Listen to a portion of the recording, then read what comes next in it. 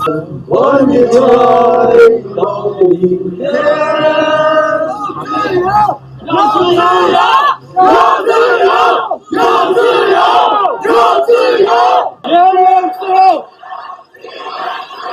人人自由，新闻自由，人人自由，新闻自由，人人自由，新闻自由。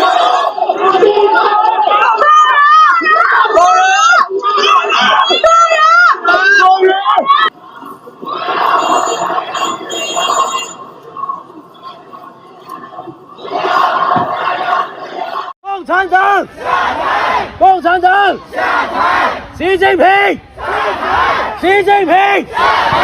解放新疆！解放新疆！解放新疆！解放新疆！解放全中国！解放全中国！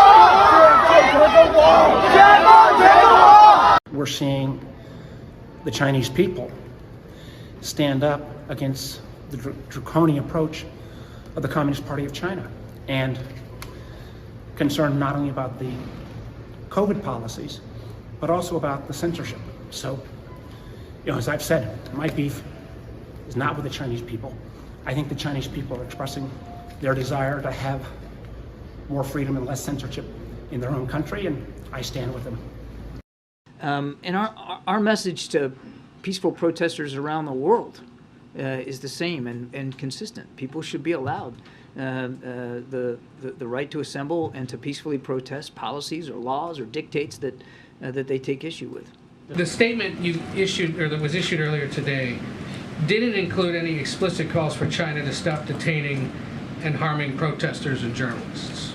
Why not? We're watching this closely. As you might expect, we would. And again, we continue to stand up and support the right of peaceful protest. And I think we're going to watch this closely, and we'll see where things go. This is, I think, a moment to reassert what we believe in when it comes to free assembly and peaceful protest. And we've done that, and we'll continue to do that, whether it's people protesting in Iran or China or anywhere else around the world. Nothing's changed about the president's firm belief in the power of democracy and democratic institutions and how important that is. But this is really a moment, to put it back into your words, this is a moment for the Chinese people and the Chinese government to speak to. We have been nothing but clear and consistent, and I think you'll see that going forward. I'm wondering, what is the president's reaction when he hears protesters in China chant freedom or Xi Jinping step down? The president's not going to speak for protesters around the world. They're speaking for themselves. So there's no reaction? These protesters are speaking for themselves. What we are doing is making it clear that we support the right of peaceful protest. And then steps moving the relationship forward in terms of a bilateral basis after the meeting between President Biden and Xi. Right. Is there any concern, or will those steps have any effect on how the U.S. responds to any Chinese response to the protests that are currently underway? I think we're going to have to watch this going forward, Phil.